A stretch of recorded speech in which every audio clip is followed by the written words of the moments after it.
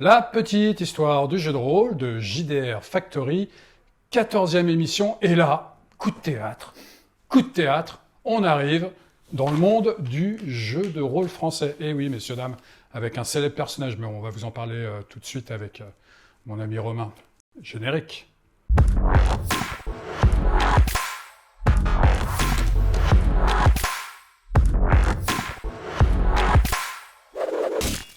La petite histoire du jeu de rôle, 14e émission de JDR Factory, notre chaîne YouTube et bientôt Twitch. N'hésitez pas à vous abonner, à liker, à partager. Salut Romain.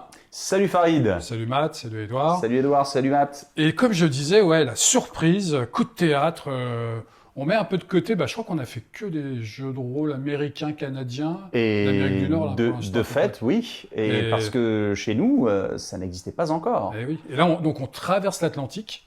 On va aller voir quelqu'un de très particulier, peut-être même de spécial. Mais en tout cas, il a beaucoup fait pour le jeu de rôle en France, au tout début. Peut-être même grâce à lui que c'est arrivé si vite, entre guillemets, même s'il a fallu attendre quelques années, après la sortie de Donjons et Dragons en 1974 par Gary Gygax et Dave Arneson. Si je vous montre ça, ça vous dit peut-être quelque chose. Et si je vous montre ça, peut-être quelque chose. Surtout celui-là. Alors, jeu et stratégie numéro 4, dont vous voyez la couverture là, que j'ai récupéré quelque part. D'ailleurs, on voit que ça vient de Jeux des cartes. Aujourd'hui est un magazine qui est pas mal recherché, qui est culte. Pourquoi ? Tout simplement, comme c'est indiqué, un endroit pour le jeu en encart, parce que Jeux et stratégie a commencé à proposer des jeux en encart dans chacun de ses numéros, qu'on va retrouver dans Casus Belli d'ailleurs. Et on voit ici le premier jeu de rôle français. Et oui. Le premier jeu de rôle français. 1980. 1980, dans ce magazine qui était en fait dérivé, ou plutôt qui était une extension du célèbre magazine de vulgarisation scientifique Science et Vie. D'ailleurs, c'est marqué sur la couverture. Science et Vie qui, lui, a survécu, mais hélas pas Jeux et stratégie. Et donc, ce jeu de rôle, enfin, on va voir, on en parlera juste après, eh bien, il est écrit par ce personnage dont tu parlais. François Marcelat Froideval, FMF, ou Feu, ou François Marcelat. Ça dépend, vous pouvez le trouver. Puis, alors ici, vous le voyez à quoi il ressemble aujourd'hui. Ici, vous voyez à quoi il ressemblait il y a, oh la vache, il y a 40 ans. Eh oui. 40 ans. Alors, François, que je connais un peu, j'ai travaillé sur certaines choses avec lui. Donc, on s'est vu régulièrement ces derniers temps. Et en fait, travailler avec François, c'est peut-être même difficile. Pourquoi ? Parce que il a toujours des anecdotes à raconter de l'époque de la fin des années 70 et début 80, même si peut-être que, selon moi, l'histoire du jeu de rôle en France commence pas par François Marcelat Froideval, mais commence par Peter Watts. Et ouais, c'est pas un Français, c'est un Anglais qui travaillait en France. Il a monté la première boutique jeux des cartes. Et d'ailleurs, je fais un peu de pub parce que vous allez retrouver l'émission dans JDR Factory, avec la petite interview de Peter Watts. Si vous voulez connaître un peu le début de l'histoire du jeu de rôle, il vous parlera de pourquoi il a créé Jeux des cartes, et d'ailleurs pourquoi il a choisi ce nom, et le logo qui va avec. Enfin bref, tout ça c'est une autre histoire. Donc ça commence par Peter Watts, qui va commencer à importer du Donjons et Dragons en France. Bon, il va connaître quelques déboires avec aussi un autre nom qu'il faut retenir, un éditeur de l'époque magazine, Excelsior, qui d'ailleurs publie à l'époque Science et Vie et Jeux et stratégie, et puis après Casus Belli, mais après, encore une fois c'est une autre histoire. Et donc il y a eu quelques déboires, puis finalement il a dû, pour faire court, il a dû béner une bonne partie de son stock de Donjons et Dragons, et a revendu Jeux des cartes. Aujourd'hui, Jeux des cartes, on les retrouve un peu partout en France, même s'il y a beaucoup moins de boutiques avec le nom de cette enseigne. Avant, c'était un relais, ça s'appelait les boutiques relais des cartes. Il y en avait partout, même à l'étranger d'ailleurs. D'ailleurs, parlons un peu de boutiques. Le Jeu des cartes Paris, rue des Écoles. Bien sûr. Il y en a encore à Lyon, à Bordeaux, à Toulouse. peut-être, je sais plus. Oui, je pense qu'elle existe encore. La boutique toulousaine, très ancienne d'ailleurs, c'est une des premières. Elle est mentionnée dans Casus Belli numéro 1. Poitevin, donc, qui a contribué à la création de Casus Belli, enfin c'est lui qui l'a créé, et Jeux et stratégie. Mais Peter Watts avait déjà, dans un article de Science et Vie, 78, je crois, ou 77-78, un article sur le jeu de rôle, justement, dans Science et Vie, racontant l'arrivée, enfin pas l'arrivée, mais disons l'existence plutôt de ce jeu de rôle. Et quand on relit ces vieux magazines de fin de 70, début 80, on se rend compte d'une chose, c'est que, et peut-être que ce que je vais dire est un peu, j'allais dire, convenu, mais rappelons tout de même qu'on est en 1980 et qu'il n'y a pas de réseau social et qu'il n'y a pas de médiatisation rapide ou, je dirais, à dimension internationale comme aujourd'hui. Et donc, finalement, peu de gens savaient que ça existait à cette époque. Et quand on lit les articles de ce temps-là, on se rend compte que souvent, ils commencent par des formules du genre « Eh bien, là-bas, aux États-Unis, saviez-vous qu'il y a des gens qui font ça? Le week-end, ils se réunissent pour jouer, des magiciens, des guerriers, voilà. » Oui, alors, malheureusement, ça a peut-être, hélas, contribué à cette abominable image qui a été renvoyée pendant trop longtemps du jeu de rôle comme un phénomène presque sectaire ou curieux, mais c'était pas voulu par les gens qui en parlaient. Aux États-Unis, ça a multiplié les ventes. Hein, voilà, exactement. Et ils ont joué. C'est le cas de le dire. Et donc, c'était un peu mystérieux finalement ce loisir. Et donc François Marcela Froideval, il faut quand même en rajouter un truc. Attends, je précise un truc. Oui. Concernant Peter Watts. Peter Watts déclare quand même, et c'est un Anglais, que c'est lui qui aurait, dans Science et Vie, inventé le terme français jeu de réflexion. Peut-être en anglais puzzle games, oui. Je pense. Oui. Donc quand même. Oui, bien sûr. Peux-tu me passer le Casus Belli numéro 1 parce que dedans, il y a, je dirais... on sait que c'est à toi. J'en ai deux de toute façon comme ça. Moi. Dedans, il y a... toi, mais toi, tu as le jeu de stratégie numéro 4, hein, on fait un concours, c'est pour ça. Donc, il y a dans ce magazine d'avril 1980, il y a, donc, avec des dessins de Didier Guizerix, dont nous aurons l'occasion de reparler dans une prochaine émission. Romain, je suis obligé de te couper. Oui. J'ai oublié de préciser quelque chose. Avant Casus, oui. Casus, qui est une formidable création, une formidable invention, et qui a guidé des générations de rôlistes pendant des décennies. Et qui les guide encore. Feu, François Marcela Froideval, quand même, il faut savoir que fin des années 70, début 80, a toujours été indépendant, même s'il travaillait beaucoup avec Excelsior, mais il avait monté la fédération de l'époque qui gérait les jeux stratégiques. JSST. Voilà. C'est l'acronyme, je m'en souviendrai jamais. Qui gérait donc différents clubs, qui parlait de la communication auprès de la presse, des jeux de stratégie, des jeux de rôle, etc. Qui parlait des boutiques. Il parlait des boutiques, il s'occupait de une partie de la distribution des jeux. Donc c'est quand même quelqu'un qui maîtrisait la chaîne du jeu à l'époque. Ah oui, pas seulement. Même, hein. Ah, absolument. Et quand alors on ouvre ce Casus Belli numéro 1 de 1980, eh bien, on se rend compte qu'il y a déjà dedans, notamment grâce à un article, François Marcela Froideval, il y a une rubrique de Casus Belli qui s'appelle « Devine qui vient dîner ce soir », qui a duré pendant des années dans Casus Belli, qui présentait des monstres pour ADD. Déjà dans le numéro 1. Quoi. Exactement, déjà dans le numéro 1, avec la célèbre Mère Denis. C'était dans une vieille publicité pour de la lessive de ce temps-là, qui avait été transformée en monstre de DD. Je me rappelle que Coluche avait fait un de ses sketchs où il parlait de la Mère Denis. Alors je ne sais pas si ça avait un rapport. Et il présente une classe de personnages pour DD. Il dit, tiens, on va créer le samouraï. Et là, ça permet de faire la transition avec justement ce qu'il y a d'un peu exceptionnel avec François Marcela Froideval, c'est que lui, il est parti aux États-Unis et il a travaillé avec Gary Gygax. Directement. Et pas seulement de la simple rencontre, je dirais, amicale ou pour discuter, c'est qu'il y a deux suppléments, enfin un plus particulièrement, mais deux suppléments pour Advanced Dungeons & Dragons première édition qui sont sortis, qui ont été publiés et qui comportent le nom de François Marcela Froideval à l'intérieur. Il s'agit du Monster Manuel 2 et bien entendu d'un des plus célèbres suppléments d'AD&D première édition, le assez fabuleux Oriental Adventures. Ah, Et dont oui. on a parlé il n'y a pas très longtemps. Oui, il y a eu une polémique sur l'Oriental Adventures, sur l'appropriation culturelle. D'ailleurs, quand on l'ouvre, parce que j'ai dû dire ça combien 150 fois depuis qu'on fait l'émission, il suffit d'aller lire.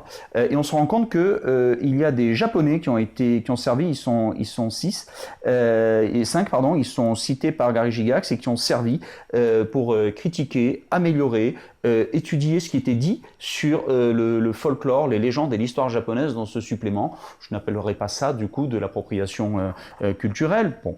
Fin de cette polémique un peu peut-être inutile. Et donc on voit, c'est marqué, crédit, concept original, Gary Gygax et François Marcela Froideval, qui est cité même dans la préface, voilà, où il est question du talent de François Marcela Froideval. Et il a créé quelques monstres du Monster Manuel 2, dont, tu me l'avais dit, dont alors, je crois que c'est La Tarasque. La Tarasque, qui en fait, alors La Tarasque, ça vient d'une chronique du XIIIe siècle de Jacques de Voragine qui s'appelle La Légende dorée, et dans lequel il y a l'histoire de Sainte Marthe qui vit près de Tarascon, et il est question de cette créature. Alors, on est près de Tarascon, donc elle s'appelle La Tarasque. Peut-être, sans doute, que François Marcela Froideval a voulu intégrer, parce que c'est du folklore français, il faut le savoir. Le monstre le plus terrifiant d'ADD1, et qui encore aujourd'hui reste une des créatures les plus épouvantables qu'on puisse affronter à DD, même en DD5, vient d'une légende française. Et le premier à l'avoir fait dans le Monster Manuel 2, d'ailleurs c'est le monstre le plus puissant du Monster Manuel 2 de très loin, puisqu'en fait il est intuable, quelque part, ou pas définitivement. Donc c'est lui qui l'a créé. Mais tu veux dire que ce monstre est un peu Gros Bill? Ah bah tiens, Gros Bill. Alors Gros Bill, à l'époque, avant un peu ce que raconte Romana, avant les États-Unis, François Marcela Froideval est quelqu'un qui est déjà très influent et qui est bien installé au fameux club de la rue d'Ulm. Il l'a fondé d'ailleurs. C'est possible. Et il y a contribué du moins. Et on retrouve certaines personnes très connues du milieu, comme Didier Guizérix. Alors à l'époque, il jouait beaucoup au wargame, à diplomatie, etc. Le jeu de rôle commençait à arriver. Et puis il y avait un personnage qui était présent là, dont François parle très bien, et qui fait à peu près 1m85-90, 120 kg, qui est boucher, et qui aime bien imposer de temps en temps ses choix aux autres membres de la table. Et François, alors il ne sait pas trop comment il a eu l'idée de ce terme, mais François l'a appelé un jour comme ça Gros Bill. Et puis voilà, donc Gros Bill vient de là. Dans le jargon des rôlistes, c'est devenu un lieu commun. On a même créé le verbe gros-billiser. Ouais. Donc c'est vrai que voilà, le gros-bilisme, il y a même le nom. Voilà, oui. Là, le dictionnaire s'est enrichi. Ses contributions à l'étranger avec Gary Gygax, qu'il faut donc particulièrement notable. Plus évidemment tout ce que tu as raconté sur le développement de toute la chaîne du jeu et de ses acteurs en France, Casus Belli qui est formé, qui est fondé, avec déjà des rubriques caractéristiques qui vont rester pendant des années, des décennies même on peut dire. Et puis on doit quand même mentionner l'œuvre pour laquelle il est le plus connu. Et attends, j'ai envie de t'interrompre encore une fois. J'ai une autre anecdote. Mais vas-y. Tu sais, alors même une question. Vas-y. Et t'as intérêt à dire que tu sais pas. Tu sais quel homme politique a permis à un club de jeux de rôle de proposer une salle pour abriter ce club? Alors là... Eh ben, c'est Jacques Chirac. Jacques Chirac, par l'intermédiaire évidemment de François Marcela Froideval, qui faisait un peu de politique. Et donc, grâce à Jacques Chirac, sûrement indirectement, un premier club de jeux de rôle s'est installé dans une salle parisienne, dans le 13e arrondissement.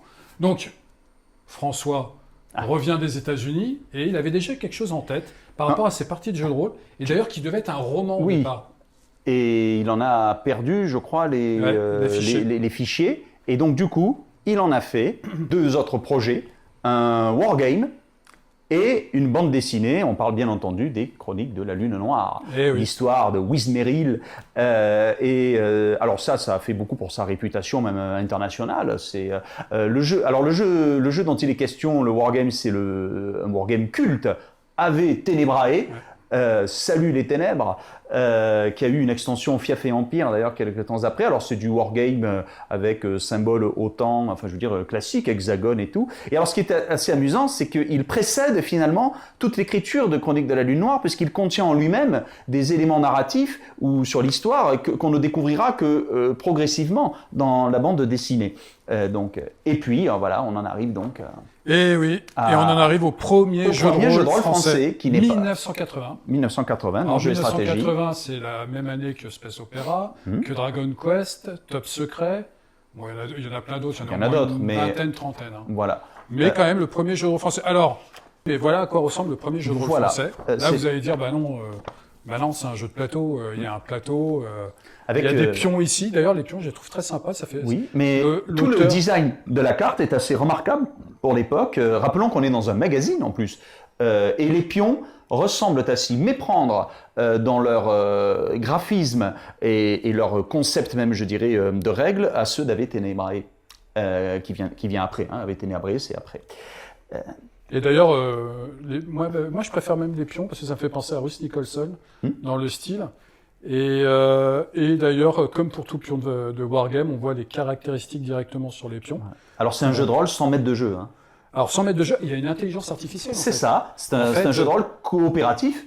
En fait, il y a des tableaux et puis tu mets les pions que vous avez vus, les pions monstres et trésors, vous les mettez dans un bol. Oui. Et à travers des tableaux, il y a une sorte de génération il y a d'abord procédurale. L'exploration en extérieur. Voilà. On fait des rencontres, on gagne des objets, des choses comme ça. Et puis après, on entre dans le château proprement dit pour affronter le magicien. Ça fait un peu penser aux sorciers de la montagne de feu. Oui. C'est un petit peu dans ce style-là. Mais franchement, pour un produit, j'allais dire, de magazine de 1980, c'est d'une sophistication assez remarquable. Alors, il n'y a pas d'appel au rôle proprement dit, c'est vraiment on est à mi-chemin entre le jeu de plateau, c'est une sorte de HeroQuest, mais sans maître de jeu, voilà. C'est plus jeu que rôle. Exactement. Mais malgré tout, c'est fait. Je crois que c'est fait dans l'intention de vulgariser ou de populariser ce à quoi peut ressembler le dungeon crawl. C'est un pied à l'étrier. Voilà, c'est un pied à l'étrier. Et d'ailleurs, dans le même numéro, on trouve un article qui justement décrit de façon très précise avec des photos, même des photos de table de jeu d'ailleurs des États-Unis, des photos de la gamme. On voit, je crois qu'on voit Traveler, on voit bien entendu Original D&D plus Donjons et Dragons première édition.